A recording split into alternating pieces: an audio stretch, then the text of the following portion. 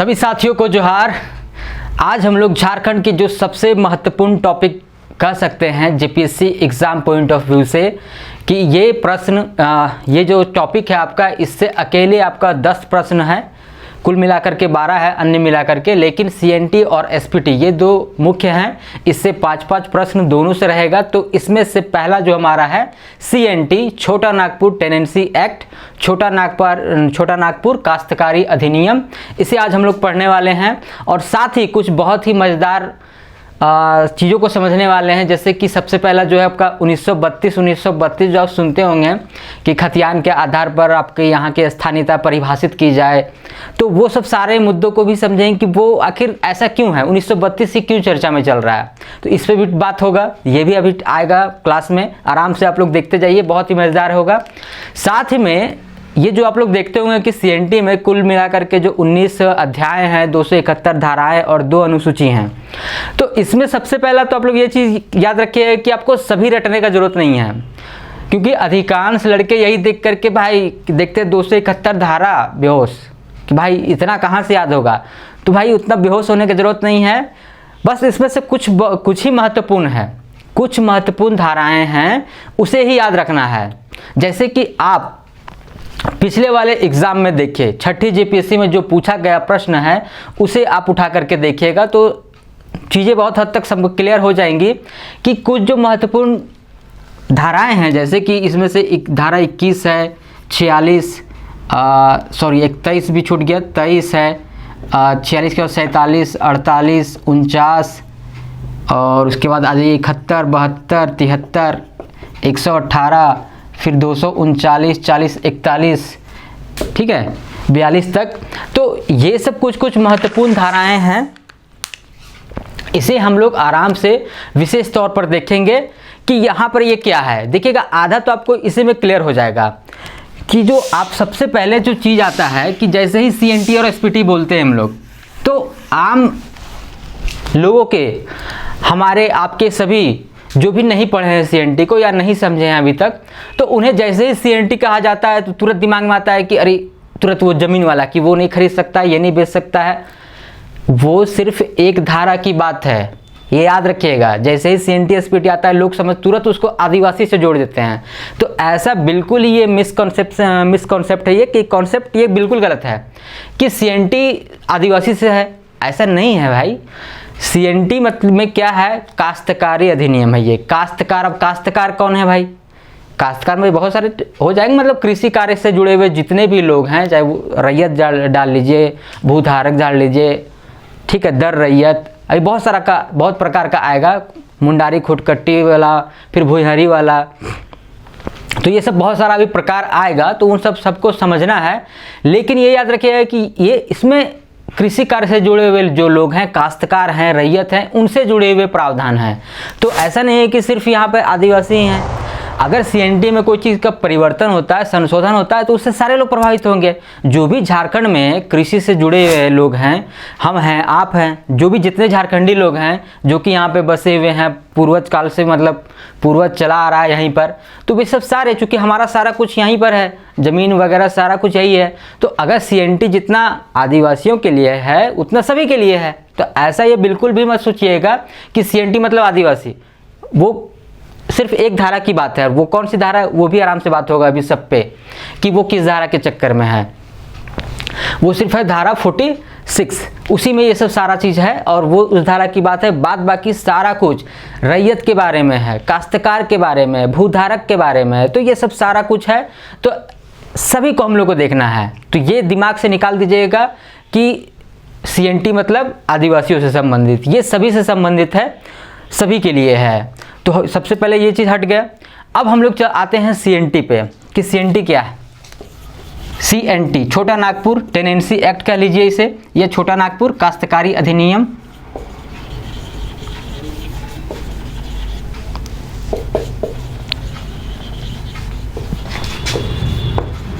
Act 1908 या काश्तकारी अधिनियम भी वो कह सकते हैं, छोटा नागपुर।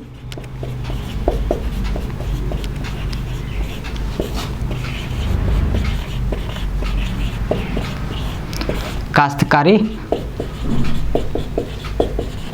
अधिनियम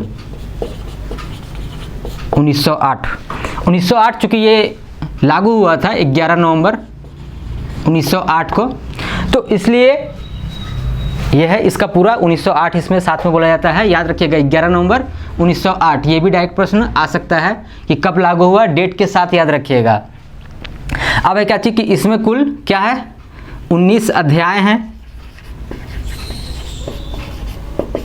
271 धाराएं। संविधान जब हम लोग पढ़ते हैं तो उसमें अनुच्छेद कहते हैं, इसमें धाराएं कह रहे हैं, और 2 अनुसूची है। ये चीज़ हो गया, ये हो गया आपका बेसिक कॉन्सेप्ट, क्योंकि सबसे मूलभूत बात जो है। अब हम लोग इसको आएंगे, फिर से आएंगे यहाँ पर, लेकिन अब इस पर हम लोग चर्चा करते हैं कि ये जो बना CNT बना, तो आखिर इसका ऐसा तो नहीं है कि भाई 10 नवंबर को भाई अचानक से ख्याल आया होगा कि भाई एक CNT होना चाहिए 11 तारीख से लागू, ऐसा तो नहीं होता है। कभी भी जब कोई ये बहुत बड़ा ये काम हुआ है झारखंड के संदर्भ में भूमि संरक्षण के क्षेत्र में, कि भाई यहाँ पे जमींदारों के शोषण से और भी अन्य तरह के शोषण से, उनके सुरक्षा के दृष्टिकोण से यहाँ के जितने भी रैयत हैं, चाहे वो आदिवासी हों, ST मतलब SC हो, OBC हो, जनरल हो, जितने भी तरह के हैं, तो सभी को सुरक्षा प्रदान करने की दृष्टि से ये काश्तकारी अधिनियम आया 1908 में। लेकिन इसका बैकग्राउंड जो है वो तो काफ़ी पुराना होगा, क्योंकि ये सब जो आता है, इतना बड़ा चीज़ जो उभर करके आता है, तो अचानक से कुछ नहीं हो जाता है। ये एक लंबे संघर्ष का, विद्रोह का, विरोध का लगातार ये जो प्रयास हो रहता है, उसका ये प्रतिफल के तौर पर ये उभर कर आता है, कोई ऐसा चीज़ बनता है तो उसी कड़ी में ये चीज़ निर्मित हुआ और अस्तित्व में आया 11 नवंबर 1908 को। अब बात करते हैं कि कौन सी वो परिस्थितियां थीं जो कि CNT को लाने के लिए प्रेरित किया या मजबूर किया। उस समय के जो शासन में थे अंग्रेज, चूँकि उस समय तो ब्रिटिश हम लोग यहाँ पे था, तो ब्रिटिश शासन के द्वारा ही इसे लाया गया। तो कौन सी परिस्थितियाँ थी? अब जैसे कि एक तो है कि ब्रिटिश शासन के द्वारा लाया गया, इसलिए इसके जो कर्ता धर्ता बोल सकते हैं, जो मेन थे, ब्लूप्रिंट बोल सकते हैं, इसको ब्लूप्रिंट तैयार करने वाले वो थे हॉफमैन। ये याद रखिएगा, हॉफमैन, ठीक है।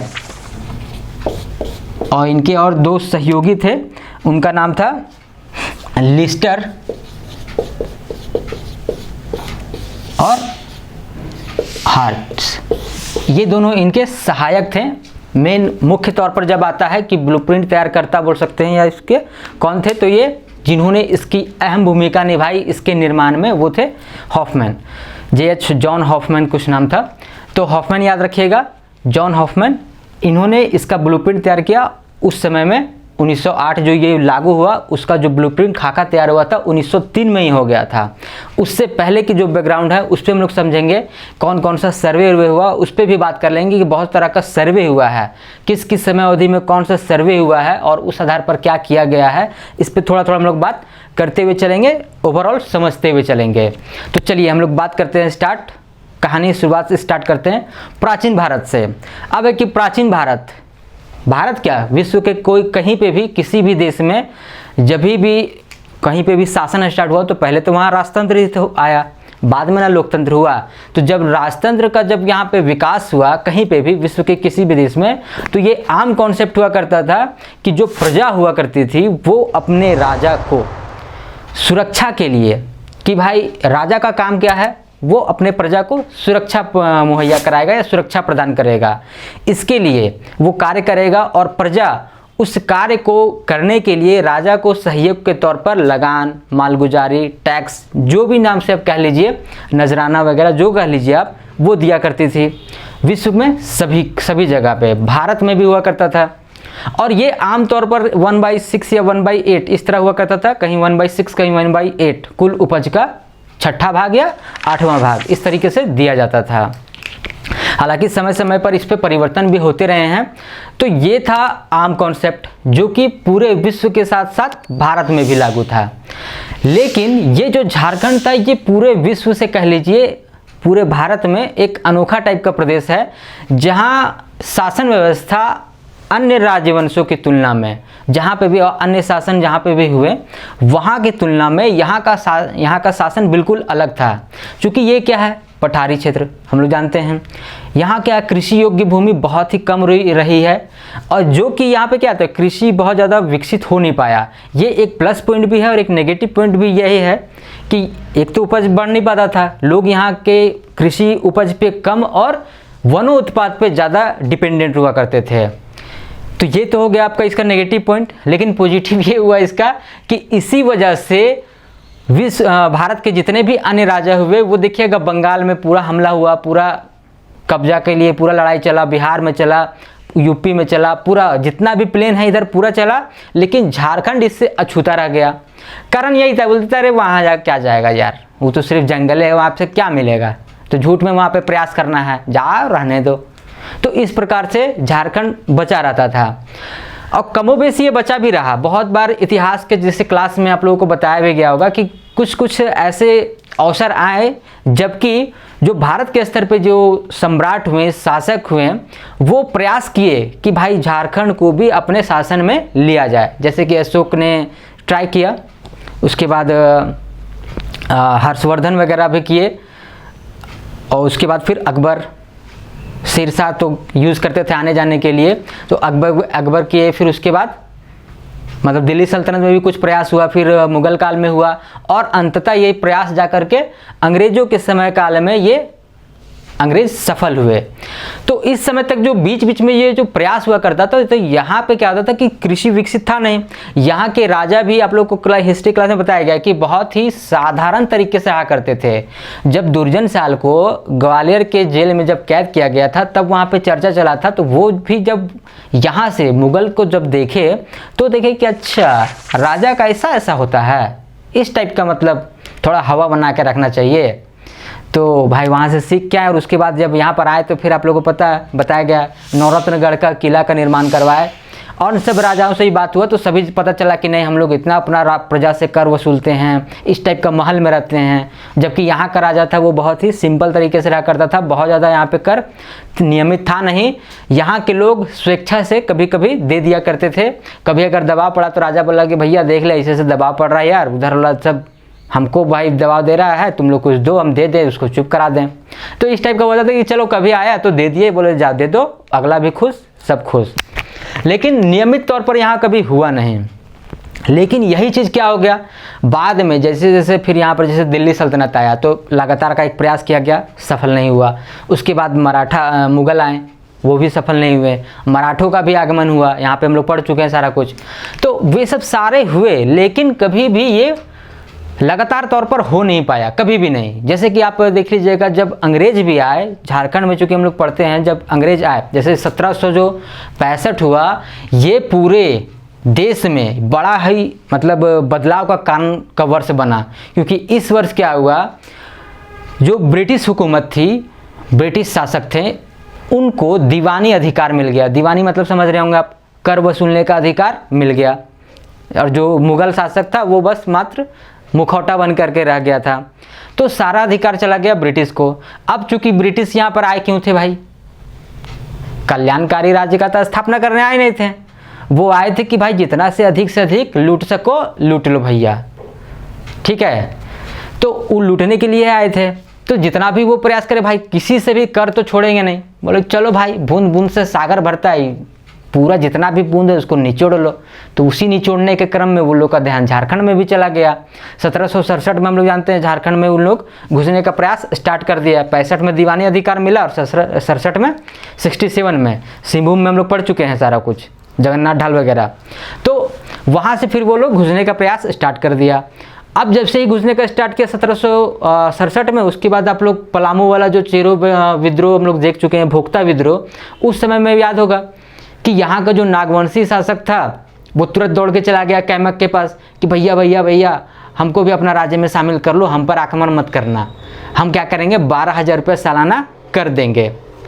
वहाँ पे तो वो नियमित का बात करके आ गया, लेकिन अचानक से वहाँ पे आप बात करके आ गए। ठीक है, आप बात कर लिए, यहाँ का प्रजा थोड़े अचानक से सीख जाएगा कि भैया हमको नियमित तौर पर कर देना है। वो तो धीरे धीरे प्रयास बनेगा। तो अचानक से वो बात करके आ गया कि 12,000 रुपये देंगे। अब देंगे कहाँ से? यहाँ के भाई जनता अगर राजा को देगी तब तो राजा देगा, क्योंकि यहाँ का जो शासन व्यवस्था हम लोग पढ़ चुके हैं अलग था। गांव है, गांव का एक प्रमुख मुखिया है, जिसको कि अलग अलग नामों से अलग अलग जगह कोई कहीं महतो कहते हैं, कहीं मुंडा कहते हैं, कहीं कुछ, तो इस टाइप का अलग अलग नाम से पुकारते हैं। उसके ऊपर पढ़ा के स्तर पर होता है, उसके ऊपर, ठीक है। तो स्तर बाय स्तर है। तो यहाँ पे नियमित कर वाला कोई प्रावधान नहीं था, ये जो थोड़ा बहुत दिया करते थे। तो अब वो राजा बात करके आ गए वहाँ से, अब वो इन लोग को दबाव देने लगा भाई, ऊपरी जो पढ़ा देने लगा भाई, पढ़ा राजा था वो देने लगा गांव के मुखिया को कि भैया आप हमें कर दीजिए रेगुलर। अब कहाँ से रेगुलर देगा, आदमी देने के लिए तैयार होगा तब तो देगा। तो इस प्रकार से बात हो गया फेल। फिर उसके बाद 3-4 साल का 74-75 में फिर से समझौता हुआ नागवंशी शासक थे और अंग्रेजों के बीच में कि अच्छा ठीक है, लेकिन कर को बढ़ा के कर दिया गया 12,000 से, अब कि नहीं 12 से 15,000 लेंगे। तो उसी तरीके से फिर बात हुआ, लेकिन फिर भी ये देने में फेल। तब जाकर के धीरे धीरे बीच बीच में दिया करता था तो शांत होता था, फिर से दबाव पड़ता था, तो इस तरीके से चलने लगा। तब फिर बात जाकर के 1787 में फिर से एक एग्रीमेंट हुआ अंग्रेजों के बीच में और नागवंश के शासक के बीच में कि यहाँ अब क्या किया जाएगा कि अब आपका लगान फिक्स कर दिया गया है, लगभग 27-28 हज़ार रुपये उस समय रखा गया था कि यदि आप नहीं देंगे तो राजा से ये करार हो गया था कि अगर आप देने में सक्षम होंगे तो आपके पूरे राज्य को या राज्य के किसी भाग को नीलाम कर दिया जाएगा। समझ रहे हैं नीलाम का मतलब? कोई बाहरी जमींदार अब आना स्टार्ट हो जाएगा। वही काम हुआ भी 1793 में। उसके बाद फिर क्या हुआ 1793 में पूरे भारत में स्थायी बंदोबस्त लाया गया कॉर्नवालिस के द्वारा। तो उसी चरण में वही वाला प्रावधान यहाँ पे भी ला दिया गया कि झारखंड में भी स्थायी बंदोबस्त कर दिया गया। इसका मतलब क्या है कि अब यहाँ पे जमींदार नियुक्त होंगे और लोगों से राजस्व वसूल करने की जिम्मेवारी होगी जमींदार की, और जमींदार फिर उसको वसूल करके देगा ब्रिटिश शासक को। अब ये खेला चलने लगा, ये एक सीढ़ी बन गया। तो जहाँ पे भी लगान देने में विफल हुए तुरंत बाहर से आ गए जमींदार, यहाँ तुरंत बाहर से आ गए जमींदार, झारखंड में बाहरी जमींदार ला करके यहाँ पे बसाया जाने लगा। वहाँ पे बोली लगाने लगा कि हाँ भैया चलो ये वाला एरिया इतना बड़ा एरिया है, यहाँ पे इतने गांव हैं, इतने भाई खेत वेत हैं, तो इसको कौन कितना लगान देगा। बोली लगता था कि हाँ भाई हम सालाना दे देंगे 10,000, नहीं हम 12, हम 15, हम 20, तो जो ऊपर बोली लगा दिया उसको जमींदारी दे दिया जाता था। अब है कि भाई ये जो चला कि भैया ऊपर बोली लगाओ, ऊपरी बोली लगाना है, तो दबाव में तो लोग लगा देते थे बोली कि हाँ भैया हम चल 50,000 दे देंगे, लेकिन 50,000 लाएंगे कहाँ से। अब वही लोग क्या करते थे कि अब वो दबाव देते थे जनता पर। अब क्या इसी तरीके से विरोध स्टार्ट हो गया कि बहुत सारा इस तरह का आंदोलन देखिएगा स्टार्ट हो गया था। जैसे ही अंग्रेज आए थे आंदोलन स्टार्ट हो गया था, और जैसे ही बाहरी लोग आने लगे, बाहरी जमींदार, तो और भी ज़्यादा विरोध। क्योंकि यहाँ के जो लोग हुआ करते थे, यहाँ के जो स्थानीय लोग हुआ करते थे, जी बोल सकते हैं आप लोग परगना के जो प्रमुख हुआ करते थे और जो माझी यहाँ के हुआ करते थे, वे चूँकि यहाँ के कल्चर से, वो चूँकि यहीं के लोग थे ना, तो वो समझते थे यहाँ की संस्कृति को, यहाँ जो कल्चर चल रहा है, यहाँ जो परंपरागत चलते आ रहा है, उसे समझा करते थे। लेकिन जो बाहरी लोग आए उसे क्या मतलब है, वो तो जानते भी नहीं हैं। अब जैसे कि हम और आप, जितना उत्साह हम लोग को कर्मा में हमें आपको लगेगा, सरहुल में लगेगा, कोई बाहर का आदमी आ जाएगा उसको थोड़े लगेगा। कोई साउथ का आदमी आ गया तो उसको थोड़े पता चलेगा कि भाई कर्मा में इतना भाई मज़ा आता है, सरहुल में इतना मज़ा आता है, इतना भाई हम लोग मतलब श्रद्धा पूर्वक मनाते हैं, इतना हम लोग आनंद उठाते हैं। उससे आनंद नहीं आएगा, हम लोग को आएगा। हम लोग चूँकि इस कल्चर को समझे, उन लोग लगेगा क्या कर रहा है यार, मंडा पूजा हम लोग देखेंगे तो बहुत अच्छा लगता है, हम लोग आखिर उसमें भाग लेते तो बहुत अच्छा लगता है। लेकिन कोई बाहरी आदमी देखेगा अरे ये तो मानवता के साथ क्रूरता हो रहा है, उन लोगों को तो यही लगेगा, क्योंकि उनकी श्रद्धा नहीं है इसमें, हमारी श्रद्धा है इसीलिए हमें अच्छा लगता है। जिनकी श्रद्धा नहीं उसे अच्छा नहीं लगेगा। तो काम वही हुआ कि जिन्हें श्रद्धा नहीं थी वे लोग यहाँ पर आकर के जमींदार बन गए। अब उनको कोई मतलब नहीं था कि यहाँ के लोग जी रहे हैं, मर रहे हैं, उसे बस अपनी ज़मींदारी बचानी है। और यहाँ चूँकि झारखंडी जो लोग होते हैं वो अपने संस्कृति से बहुत जुड़े लगते हैं, और हम लोग हमारी जो मान्यता है उसकी हम लोग बहुत ही कदर करते हैं, इज्जत करते हैं, जो ट्रेडिशनल से चला आ रहा है उसे मानते हैं। अब वे लोग आए तो कुछ मान ही रहे, जैसे कि होता है ना कि यहाँ पर कि चलो भाई ये पहनाई भूमि है, ये महत्वाई भूमि है, ये भूत खेता है, मतलब अलग अलग प्रकार का जैसे होता है ना महत्व के लिए। जैसे पहले के ज़माने में क्या होता था, सैलरी तो होता नहीं था कि किसी को कैश सैलरी दिया जाए, तो क्या होता था कि भैया आप ज़मीन लो, ज़मीन को भाई आप अपना गांव को संचालन करिए, आपका जो दायित्व है उसे निभाइए, इसके बदले आपको कुछ भूमि दिया जाएगा जो कि कर मुक्त होगा, या फिर इस पर आपका पर्सनल वो भूमि हो जाएगा जिस पे कि किसी तरह का कोई बाहरी आक्षेप नहीं है। क्योंकि झारखंड में ये वाला कॉन्सेप्ट शुरुआत में नहीं था। शुरुआत में कॉन्सेप्ट यही था कि भाई जो बोएगा सो काटेगा, ऐसा वाला कॉन्सेप्ट था, किसी का कुछ नहीं है। लेकिन बाद में ये धीरे धीरे चल आते आते ये क्या चीज़ होने लगा कि भाई परंपरागत बनने लगा कि भाई मेरे पूर्वज का है तो अब मेरा हो गया, मेरे बाद मेरे संतान की होगी, इस टाइप का होने लगा। लेकिन जब जमींदार आए तो ये सब कुछ नहीं मानने लगे कि अरे किसी के लिए कुछ नहीं, ऐसा नहीं कि भाई भगवान के लिए जैसे होता है ना भूत खेता, कि गांव का जो भूत होता था, आप लोग याद रहे, आप लोग अगर समझ सकते होंगे, गांव का देखिएगा बाहरी एरिया में कुछ भूत वगैरह, भूत मतलब कि क्या, हम लोग अपना जो देवता मानते हैं वो भूत को स्थापित किया जाता है कि गांव के चारों ओर से सुरक्षा के लिए, कि बाहर से कोई आकर के कुछ आक्रमण ना करे, कुछ इस टाइप का कुछ ना करे, तो उसकी सुरक्षा के लिए कि वो जो देवता हैं वो हमारी रक्षा करेंगे। गांव में देखिएगा उसकी पूजा की जाती है प्रत्येक साल, जैसे हमारे गांव में भी है कि प्रत्येक 2 साल में खस्सी, तीसरे साल में भेड़, इस टाइप का कटता है प्रत्येक साल वहाँ, लेकिन बलि वगैरह होगा, पूजा होगा। तो इस टाइप का आप लोग के भी यहाँ होता होगा, तो आप लोग इस चीज़ को आराम से समझ सकते हैं। महत्वाई पहनाई ये सब तो सब समझ रहे होंगे। तो इस प्रकार का भूमि को हम लोग जितना इज्जत देते हैं कि भाई हम लोग जितना मानते हैं, चूँकि हमारे ये कल्चर में बसा हुआ है, हमें बचपन से सिखाया गया, इसीलिए हम लोग इस चीज़ को समझते हैं। लेकिन बाहरी जो लोग आए उसे इसका कोई महत्व नहीं आया, बोला कुछ नहीं, कोई टैक्स फ्री नहीं, सबसे वसूलो। बाद में क्या होने लगा कि भाई ज़मींदार शोषण पे शोषण, कि क्या भाई अब है कि ज़मींदार है तो ज़मींदार का भाई कुछ अपना ज़मीन भी तो रख लेता था, अब उसकी ज़मीन में खेती कौन करेगा, आमजन। बहुत तरह का टैक्स, अगर उसके यहाँ पे कोई बच्चा जन्म हो जाए तो भी टैक्स देगा आमजन। ज़मींदार के यहाँ शादी हो रहा है उसकी बहन का, उसकी बेटी का, लेकिन टैक्स उसके बदले में भुगतान कौन करेगा, आम प्रजा। मतलब बेकारी भी खटेगा और टैक्स भी देगा, प्लस में तेरे घर में अगर कुछ हो जाए तो भी। तो ये सब जब होगा तो एक सीमा होगा, उसके बाद तो वो बर्दाश्त से बाहर होगा ही होगा। जब यहाँ के लोगों को, ज़मींदारों को, यहाँ के मतलब जो लोग थे जिनके पास ये अधिकार था, उन्हें हटा करके बाहरी लोग लाया गया, तो यहाँ के जो लोग थे क्या वो शांत बैठेंगे, बिल्कुल भी नहीं बैठेंगे। इसी क्रम में देखिएगा आपका हो विद्रोह हुआ, फिर 32 में आपका कोल विद्रोह हुआ। तो ये सब जो विद्रोह हुआ तो जिसके कारण कि देखिएगा इसके बाद 1834 में SWFA south west frontier agency का भी निर्माण किया गया, जिसके बाद फिर विलिकंसन रूल भी लाया गया कि कुछ अंग्रेज़ों को भी तब तक समझ में आने लगा कि भाई जब तक इन लोगों का ज़मीन का विवाद को नहीं सुलझाया जाएगा तब तक आप यहाँ पर आराम से शासन नहीं कर सकते हैं, लगातार आपको झेलते रहना पड़ेगा। तो ये वाला जो SWFA आया वो पूरा इधर आ गया। आपका जो अभी जो CNT जहाँ लागू है, लगभग आपका 4 प्रमंडल में, और जिलों की बात करें तो 18 जिला पे जो लागू है वो उस समय में यही आया। और संथाल परगना में बाद में आया था, वो अलग से चल रहा था, ठीक है। तो वहाँ पे हम लोग अलग से देखेंगे, SPT पढ़ेंगे उसके लिए, 6 जिलों के लिए संथाल परगना, ठीक है, वो SPT हम लोग देख लेंगे। यहाँ पे हम लोग बात कर रहे थे। तो उसके बाद लाया गया, लेकिन उसके बावजूद भी कुछ प्रयास किया जाने लगा कि जैसे 1834 में वो बना, उसके बाद फिर विलिकंसन रूल आया, फिर 1840 से लेकर के 1850 तक अंग्रेज़ों को चूँकि समझ में आने लगा कि भाई ऐसे तो आप शासन कर नहीं सकते हैं। तो इस समय में थाक वस्त्र सर्वे, ये सर्वे कराया गया सबसे शुरुआत में। ये बोला कि भाई देखो कि यहाँ पे कृषि योग्य भूमि कितना है, कहाँ है, इसमें ये प्रयास किया गया कि इसका पता लगाया जा सके। ये चीज़ याद रखिएगा कि कभी भी जो सर्वे हुआ वो अभी तक ऐसा नहीं है कि कोई भी सर्वे तो पूर्ण रूप से हो गया, पूरा कोई नहीं हुआ था, कुछ एरिया में होता था, कुछ में छूट जाता था।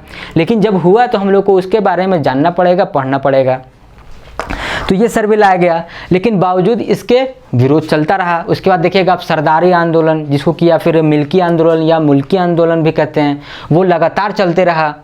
तो इसी क्रम में फिर क्या हुआ, फिर 1858 में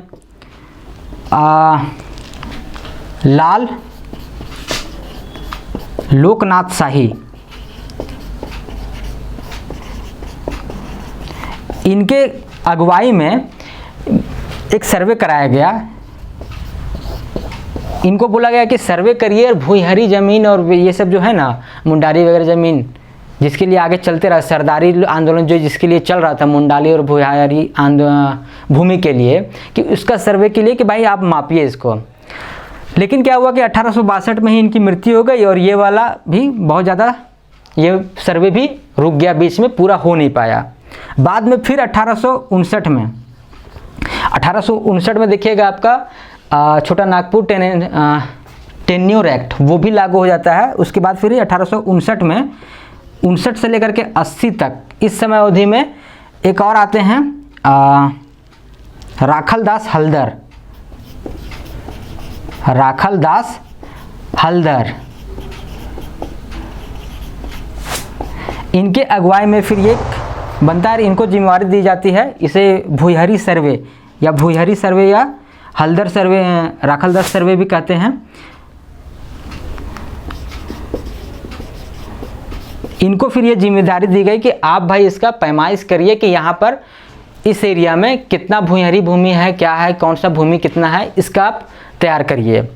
तो ये भी किया गया, लेकिन ये भी बहुत ज़्यादा गांव पे हो नहीं पाया। ये लगभग कुछ 2000-2500 लगभग गांव के लमसम में, इतने गांव में ही ये हुआ, बाकी नहीं हो पाया। तो ये सर्वे भी इतना में ही अटक गया। उसके बाद देखिएगा आप, फिर इसके बाद अगला सर्वे आता है 1902 से 1910 तक। ये सर्वे चलता है 1902 से 10 तक, कैडेस्ट्रल सर्वे, और एक था इसका ट्रैवर्स सर्वे। तो ये देखिएगा, ये सर्वे जो है नहीं, ये अलग अलग ये पैमाना है, ठीक है। रीड साहब इसके अगुवाई में थे और ये अलग अलग पैमाना है। तो ये दोनों जो सर्वे चला, ये 1902 से 1910 तक के बीच में ये चला। इसके बाद देखिएगा यहाँ तक तो इसमें किया गया कि काची, इसमें बोला गया कि खेवट तैयार करिए आप, खेवट खतियान टाइप का एक। उसके बाद जब एक और भी प्रयास चला 1927 में, इसमें आया रिविजनल सर्वे जो 27 से लेकर के लगभग वही 32 तक चला, रिविजनल सर्वे।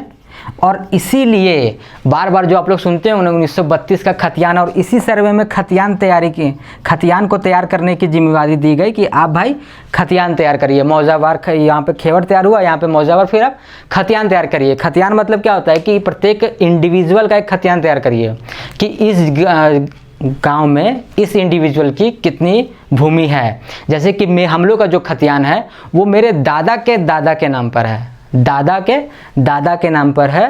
वो उसमें पूरा हमारे गांव का पूरा नक्शा वगैरह कि कहाँ पे कौन सा प्लॉट नंबर में कितना ज़मीन इनके नाम पर है। अब वही फिर है, हम लोग भी अभी तक उसको चल रहा है कि हाँ भाई जितना दादा का है, उसके बाद दादा में इतने बेटे, यहाँ इतना से डिवाइड हो गया, उसके बाद आगे, तो इसी टाइप से चल रहा है।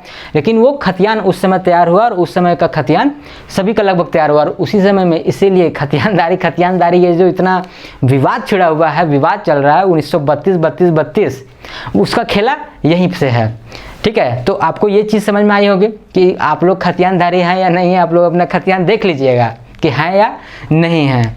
अगर आप हैं तो फिर टेंशन मत लीजिए, नहीं हैं तो देखिए अब आगे क्या होता है, सरकार क्या करती है। खतियानदारी अगर स्थानीयता बन जाती है तो वो क्या होता है, सरकार पे छोड़ देते हैं, ये सरकार का काम है। आप अपने स्तर पर देखिए। अभी फ़िलहाल में ये बता दें, अभी फ़िलहाल में आप लोग अगर 1985 तक के हैं, मतलब 1985 तक अगर झारखंड जो लोग आ चुके हैं वो यहाँ के स्थानीय माने जाते हैं। अब आगे देखिए सरकार क्या करती है, ये सरकार पे डिपेंडेंट है। अब हम लोग आगे बात करेंगे। यहाँ तक हम लोग ये देख ले कि ये सब सर्वे वगैरह हुआ। इसी क्रम में क्या हुआ था, 1903 में ही ये बन के तैयार हो गया था। ये सब सर्वे चल रहा था। तो ऐसा मत करिए कि एक सर्वे तैयार हुआ तो उसके बाद कोई एक्ट बन रहा है, ऐसा बिल्कुल भी नहीं है। एक्ट अपने जगह पे बन रहा है, इसे आप लोग कोरिलेट मत कर लीजिएगा, ठीक है। 1869 में ऐसा नहीं है। 1869 से राखलदास जो हलदर जो किए हैं सर्वे, वो उसी समय से स्टार्ट हुआ है। तो ये मत कर लीजिएगा कि नहीं 69 में तो ख़त्म हो गया होगा, ख़त्म नहीं हुआ, तो उस समय स्टार्ट हुआ था। क्लियर है। 1969 से स्टार्ट हुआ, 80 तक चला, तो ये सब ठीक है। तो 1903 में ये बन करके तैयार हो गया। इसमें हम लोग बात कर लिए अध्याय इतना है, धाराएं इतना है, अनुसूची इतना है। इसमें और क्या चीज़ था ये भी हम लोग देख लिए। हॉफमैन याद रखिएगा, ब्लूप्रिंट तैयार करने वाले, इनके सहायक में लिस्टर और हर्ट साहब थे, ये लोग साथ में मिलकर के किए थे।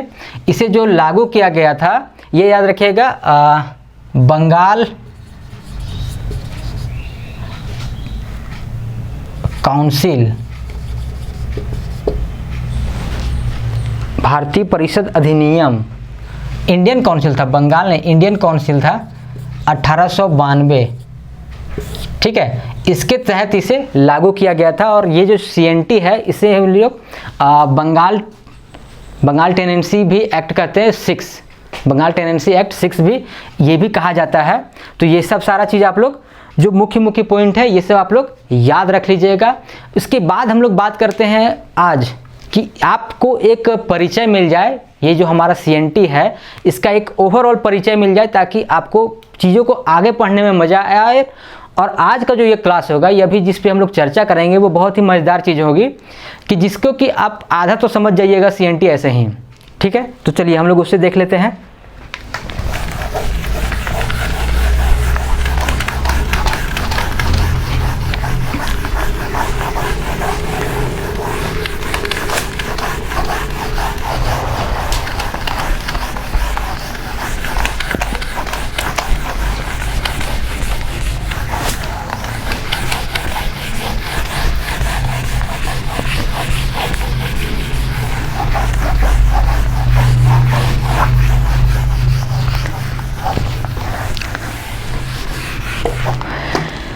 देखिए आज जो हम लोग ओवरऑल जो चर्चा करने वाले हैं जिससे कि आपको CNT का समझ लीजिए ना कि आप क्वेश्चन सॉल्व करने में इसे आप अगर इतना ही आप ध्यान रखिएगा ना तो गारंटी है कि आपका 5 प्रश्न में 2-3 प्रश्न आपको यहीं से मिल जाएगा, श्योर है। आप सिर्फ इसे आराम से समझिएगा। फिर हम लोग इसको डिटेल से कल से पढ़ना स्टार्ट करेंगे, मतलब धारा 1 से लेकर के पूरा। आज अभी बात करते हैं कि जब हम लोग बात करने जा रहे हैं तो सबसे पहले किन किन चीज़ों को ध्यान में देना है, कहाँ पे सबसे ज़्यादा आपको विवाद होता है, कहाँ पे सबसे ज़्यादा जो बोल सकते हैं ना विवाद वाला पॉइंट है कि इससे सबसे ज़्यादा प्रश्न पूछा जाता है, जो जहाँ ज़्यादा विवाद है वहीं से ज़्यादा प्रश्न आता है। तो सिंपल उसे देख लीजिएगा। तो मुख्य मुख्य जो धाराएँ हैं जिस पर कि ज़्यादा चर्चा होती है वो जैसे कि देखिएगा धारा 21 है, 23, 46, 47, 48, 49, 71, 72, 73, उसके बाद हो गया आपका 118, उसके बाद हो गया आपका और हाँ 238 से लेकर के फिर 41-42 तक, 42 तक, 39 से 42, हाँ ये ज़्यादातर यहाँ से प्रश्न पूछा जाता है। अब इन सब चीज़ों को हम लोग देखते हैं कि ये सब है क्या। तो चलिए इसके लिए भी आपको एक कहानी स्टार्ट करते हैं कि यहाँ के जो ज़मींदार आए, ठीक है, 1908 ये जो लागू हो गया, 1908 में आपका CNT लागू हो गया। उसके बाद यहाँ पे क्या था कि 1908 में जब CNT लागू हो गया तो इसमें कुछ प्रावधान लाया गया, जैसे कि क्या, जैसे सबसे पहले जो ये 46 पिछले बार का जब आप प्रश्न देखिएगा तो इसी से आपका 5 प्रश्न में आपका 3 प्रश्न यहीं से है पूरा डायरेक्टली। इसमें क्या चीज़ है कि दिया गया है कि कोई भी रैयत है, कोई भी रैयत है, अब वो रैयत है तो अपना ज़मीन, रैयत समझ रहे हैं आप, कोई भी किसान मान लीजिए जो कि भूमि लिया है किसी से, भूस्वामी से भूमि लिया है कृषि के लिए कि कृषि कार्य करेंगे या फिर अपने परिवार के साथ करेंगे या फिर किसी से करवाएंगे साथ में, ठीक है, वो हो गए आपके रैयत। तो कोई भी है तो वो अपना भूमि किसे बेच सकता है, कब बेच सकता है, बंधक रख सकता है कि नहीं, भुगत बंधक रख सकता है या नहीं, कितने समय के लिए रखता है, ये सब सारा प्रावधान इसमें है। तो इसमें 2 चीज़ है। सबसे पहले अभी जो खास बात है वो देख लीजिएगा कि इसमें प्रावधान है कि ST का जो ज़मीन है वो ST का ज़मीन अन्य कोई नहीं ले सकता है। उपायुक्त के पूर्व अनुमति से ST की ज़मीन का अंतरण किया जा सकता है, अंतरण मतलब ट्रांसफ़र किया जा सकता है, बेचा जा सकता है अनुमति लेकर के उपायुक्त का। ये याद रखिएगा CNT एक्ट के पूरे, अगर प्रश्न आ गया कि पूरे CNT एक्ट में केंद्र बिंदु में कौन है, आ जाएगा आपका मुख्यमंत्री, मुख्य सचिव, राज्यपाल, उपायुक्त। तो याद रखिएगा कि भाई मुख्य जो है सारा आप क्लाउज में देखिएगा, अधिकांश मतलब अधिकांश क्या लगभग 100% जो पावर दिया गया है वो उपायुक्त को दिया गया है। उपायुक्त को ही केंद्र में रख करके पूरा सीएनटी पे चर्चा है कि सारा पावर आपको उपायुक्त को दिया गया है। तो उपायुक्त की पूर्व अनुमति से एसटी की जमीन का अंतरण किया जा सकता है, मतलब ट्रांसफर किया जा सकता है, लेकिन खरीदेगा कौन? खरीदेगा एसटी। मतलब किसी भी अनुसूचित जनजाति की जमीन उपायुक्त की पूर्व अनुमति से कोई अनुसूचित जाति ही खरीद सकता है। वो भी एक और शर्त है कि इसमें थाना की बाध्यता है, मतलब लेने वाला उसी थाना क्षेत्र का होना चाहिए जिस थाना क्षेत्र में वो जमीन स्थित है। ठीक है, मतलब रांची का कोई अगर ज़मीन है, रांची में कोई ज़मीन है मान लीजिए किसी भी अनुसूचित जनजाति की, तो वो अगर बेचना चाहेगा तो उसको पहले आपको उपायुक्त साहब से परमिशन लेना होगा कि भाई हम ऐसा सब बेचना चाह रहे हैं। बोले ठीक है, खरीदार कौन है? तो अगर मान लीजिए लालपुर थाना का ज़मीन है तो लालपुर एरिया का ही कोई होना चाहिए। रांची में भी कोई अगर उधर खलारी साइड का है आदमी, वो नहीं ले सकता है क्योंकि थाना चेंज हो जाएगा। भले वो अनुसूचित जनजाति का है लेकिन वो नहीं ले पाएगा। ये याद रखिएगा, थाना की बाध्यता मतलब सेम थाना का जहाँ पर ज़मीन है उसी थाना का कोई आदमी मतलब अनुसूचित जनजाति का कोई व्यक्ति ही खरीद सकता है। बाद बाकी जनरल, एसटी, एससी, ओबीसी मतलब ओबीसी, एससी, ओबीसी या जनरल कोई नहीं खरीद सकता है, सिर्फ एसटी ही खरीदेगा, वो भी सेम थाना का। क्लियर है? उसके बाद दूसरा प्रावधान इसी तरह है कि एससी या ओबीसी इसकी भी ज़मीन कौन खरीदेगा? तो एससी या ओबीसी ही खरीदेगा। वो भी क्या है? उपायुक्त की पूर्व अनुमति से। इसमें जिला की बाध्यता है, मतलब अगर सेम जिला का व्यक्ति है, सेम जिला का ही कोई अनुसूचित जाति या अन्य पिछड़ा वर्ग का है तो वो लोग ही ज़मीन खरीद सकता है। क्लियर है? दूसरा कोई नहीं, दूसरा जिला का आदमी नहीं खरीद सकता। ये याद रखिएगा, अनुसूचित जाति और पिछड़ी जाति में जिला की बाध्यता है कि सेम जिला का होना चाहिए, लेकिन एसटी वाले ज़मीन में थाना की बाध्यता है। इन दोनों को हटाने का प्रयास किया गया था 2016 में जब रघुवर दास की सरकार थी उस समय में, लेकिन इसका घोर विरोध हुआ और इसे विड्रॉ कर लिया गया। इसके अलावा अभी और देखिएगा, और भी 2016 में बहुत सारा प्रयास किया गया कि पूरा सीएनटी का जो विवादित जो सबसे ज़्यादा हाईलाइटेड पॉइंट है उसको बदल दिया जाए, लेकिन ऐसा हो नहीं पाया। तो यहाँ पे ये चीज़ देख लिए, 46 में यही था। अब क्या चीज़ था कि देखिए, अब ये बाध्यता तो आ गया था, तब अब क्या किया जाए? तब था कि भाई जो जमींदार थे वो लोग बिल्कुल बेचारे फोकट में आ गए कि भाई ज़मींदारी तो छीन ही गई। तो उससे पहले ये क्या कर रहे थे कि जब ये लागू नहीं तो उससे पहले कि भाई आम जनों का, ये याद रखिएगा, ज़मींदारी छीनने से पहले मतलब स्वतंत्रता से पहले की बात है, तो उन लोग का ज़मीन हड़पने का शैली क्या था? बाकी ज़मींदारी प्रथा का उन्मूलन तो आज़ादी के बाद हुआ ना, उससे पहले तो हुआ नहीं था। तो जब ज़मींदारी प्रथा थी मतलब स्वतंत्रता के पहले, तो लोगों का ये जो बाध्यता वाला आ गया, तो अब क्या करें उन लोग कि ज़मीन तो लोग हड़प नहीं सकता है। लेकिन एक पॉइंट था काची इसमें कि भाई जो मध्यस्थ था वो था जमींदार। अब जमींदार मध्यस्थ की में आ जाता था भूमिका, तो इसका वो लाभ उठाता था। लाभ क्या उठाता था कि जैसे कि आर्टिकल इसमें धारा 23 में एक प्रावधान है कि यदि कोई रैयत, ठीक है, बिना अपने उत्तराधिकारी के, अगर उसका कोई वंशज नहीं हुआ, उत्तराधिकारी नहीं हुआ, ठीक है, वंशज नहीं है, और उसकी मृत्यु हो जाती है, रैयत की मृत्यु हो जाती है, तब वो भूमि चला जाएगा किसके अंडर में? जमींदार के अंदर में। और उसके बाद फिर जमींदार, वो किसी का भी ज़मीन हो, जमींदार फिर वो, चूँकि ज़मींदार मान लीजिए वो जनरल में है तो वो फिर अपना ज़मीन किसी को भी बेच सकता है, क्योंकि इसमें देखिएगा एसटी को बेचने की बाध्यता थी, वो एससी और ओबीसी की बाध्यता थी जिला में, और जनरल का जो ज़मीन है वो कोई भी खरीद सकता है, उसमें कोई बाध्यता का जरूरत नहीं है। इसमें प्रायर परमिशन का भी ज़रूरत नहीं है। ये दोनों में प्रायर परमिशन का ज़रूरत है डिप्टी कमिश्नर मतलब उपायुक्त की। तो यहाँ पे देख लीजिएगा आप, जमींदार आर्टिकल 23 का धारा 23 में जो है उसका लाभ उठा करके जमींदार इन लोग का ज़मीन ले लेता था। एक और तरीका क्या था कि आर्टिकल 72 में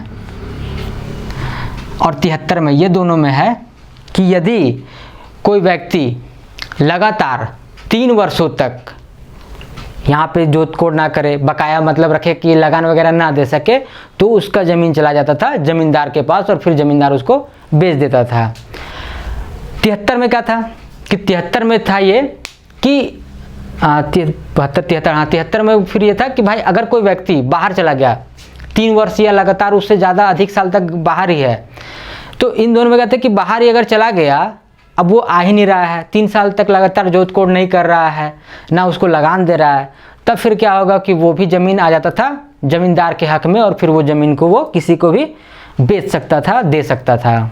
ये क्लियर है। तो ये सब सबसे लाभ उठा करके ज़मींदार बड़ा फ़ायदा उठाता था। लेकिन ज़मींदारी उन्मूलन हो गया स्वतंत्रता के बाद, ज़मींदार हो गए ख़त्म। अब क्या हुआ कि भाई जो सरकार था वही आ गया ज़मींदार के रोल पर, और इसी के कारण फिर विवाद बढ़ता चला गया, क्योंकि वे जितने भी अब सरकारी कर्मचारी हैं वो एक तरीके से हो गए कि वो ज़मींदार के, चूँकि जितना भी भूमि हो गया इनडायरेक्टली मालिक कौन हो गया भाई, अंतिम रूप से मालिक तो सरकार है, अंतिम रूप से बोल रहे हैं। तो अब वो हो गया कि भाई सब टैक्स किसको देता है, अब सरकार को देता है। लगान का जो आप लोग देखते हो कि अगर ज़मीन का रसीद कटाने गए, रसीद मतलब क्या, वही लगान ही देने गए ना, तो वो किसको देते हैं हम लोग, सरकार को देते हैं। अब यहाँ पे विवाद स्टार्ट हो जाता है, तो वो तो खैर चलने वाला बात है, चलते रहेगा, टेंशन मत लीजिए। तो ये हो गया इसका कुछ वाला बात। अब हो गया एक तो आर्टिकल 21, इसमें ये बहुत ही महत्वपूर्ण बात है कि इसको भी 2016 में परिवर्तित करने का प्रयास किया गया। इसमें क्या था कि इसमें था कि इसमें अभी भी है, क्योंकि उस समय तो फिर ये लागू हो नहीं पाया, ये संशोधन हो नहीं पाया। तो इसमें क्या था आर्टिकल सेक्शन 21 में धारा 21 में कि कोई भी जो भूमि है तो रैयत उसके प्रकृति को नहीं बदल सकता है, प्रकृति को नहीं बदल सकता, या फिर कोई भी ऐसा काम नहीं कर सकता है जिससे कि उस पर मूल्य ह्रास हो। प्रकृति नहीं बदल सकता है मतलब क्या कि यदि वो कृषि योग्य भूमि है तो वो उसको व्यावसायिक भूमि में ट्रांसफ़र नहीं कर सकता है, कॉमर्शियल में चेंज नहीं कर सकता है। एग्रीकल्चर लैंड एग्रीकल्चर में रहेगा, कॉमर्शियल नहीं बनेगा वहाँ पे। मतलब ऐसा नहीं कि आप वहाँ पे फैक्ट्री लगा दें, ऐसा नहीं होगा। अगर आप ऐसा करेंगे तो आपका वहाँ पे हक, जो रैयती हक है, वो समाप्त हो जाएगा। चीज़ों को समझ रहे हैं। इसको भी चेंज करने का प्रयास किया गया था 2016 में कि भाई अगर कोई प्रयास करना चाहे कि हमारा भाई भूमि का प्रकृति चेंज कर दीजिए तो उसका चेंज हो जाएगा, लेकिन इसे भी पारित नहीं किया गया। इसके अलावा और क्या था, एक 49 में, इसमें भी एक प्रावधान है 49 में, कि 49 में ये बात है कि यदि कोई कंडीशन दिया हुआ है कि किस किस कंडीशन में भूमि को ले सकती है सरकार, किस किस कंडीशन में भूमि को ले सकती है, तो उसमें है कि भूमि को लेने का ये 2 कारण हो कि वहाँ पे या तो खान वगैरह लगाना है, ठीक है, तब वहाँ पे कृषि कार्य के लिए होगा, या तो फिर खनिज वगैरह वहाँ से खान बनाना है, समझ रहे हैं ना, खान, कोयला खान कुछ अगर निकल जाए तो सरकार उसको ले सकती है।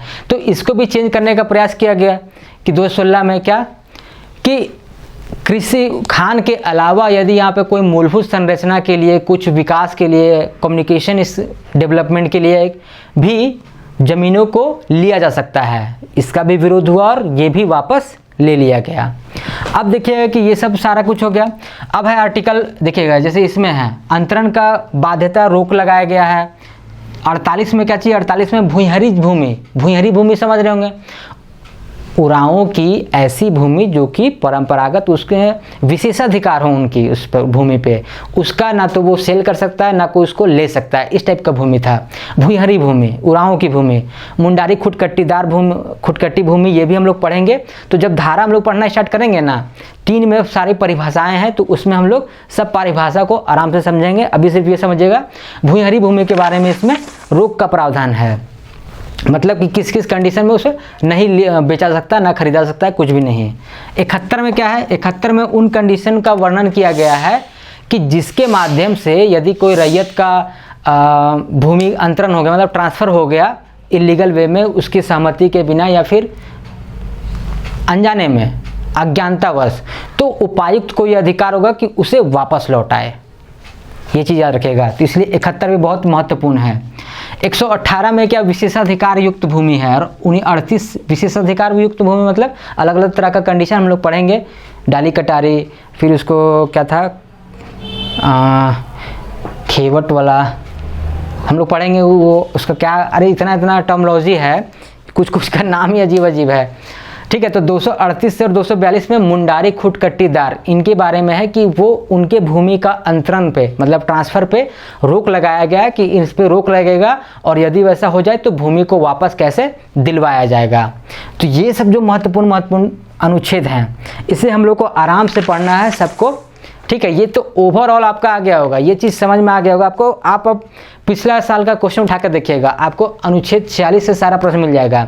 ये वाला बाध्यता वाला याद रखिएगा, बहुत सारा चीज़ आपको इससे क्लियर हो जाएगा। 48 वाला भूमिहरी भूमि, 71 में लौटाने का प्रावधान है, 72 73 में है कि भाई किस प्रकार से वो जमींदार ज़मीनों को अपने कब्जे में ले लिया करता था और उसे दूसरे को दे दिया करता था, बेच दिया करता था, इस प्रकार से।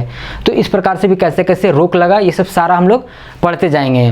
तो CNT का आप लोग को ओवरऑल आज कह सकते हैं कि खाका आपको मिला होगा कि भाई कैसे कैसे हम लोग को पढ़ना है, आराम से चीज़ों को समझना है, ज़्यादा घबराने की आवश्यकता नहीं है, आराम से सब सारा कुछ समझ में आ जाएगा। तो CNT है 11 नवंबर 1908 को आया, हॉफमैन साहब को याद रखिएगा। अध्यायों की संख्या 19, धाराओं की संख्या 271 और अनुसूची की संख्या 2। इतना हम लोग देख लिए हैं। तैयार कौन की, हॉफमैन तो देख ही लिए हम लोग, बाकी सारा कुछ इधर देख लिए। सर्वे वाला सारा याद रखिएगा। ये सब कुछ महत्वपूर्ण जो आर्टिकल्स हैं, ये हो सके तो आप लोग एक बार आप लोग पढ़ भी लीजिएगा किताब से, ताकि अगला बार जब हम लोग धारावाहिक जब पढ़ते जाएंगे तब इस चीज़ का जब विस्तार होगा तो और भी मज़ा आएगा और पूरा तरीके से क्लियर होगा। यदि आप पढ़ने से हल्का पढ़े रहिएगा तो अच्छा लगेगा। अब उम्मीद है कि अगर आप लोग को ये सब आर्टिकल पढ़िएगा तो आप लोग को कुछ अच्छा लगेगा पढ़ने में। तो मुख्य ये सब है ना, ये लोग को हम लोग ज़्यादा ध्यान देना है, तो घबराना नहीं है बिल्कुल। मुझे लगता है कि 40 से 50 आर्टिकल तक अगर आप लोग को दिमाग में है तो डरने की कोई आवश्यकता नहीं है। 5 में से 5 प्रश्न आप लोग सॉल्व करके आइएगा, कोई दिक्कत नहीं होगा। तो चलिए आज की क्लास में इतना ही, फिर मिलते हैं हम लोग अगले क्लास में। कल से हम लोग चैप्टर वाइज धारा वाइज पढ़ेंगे डिटेल में। धन्यवाद।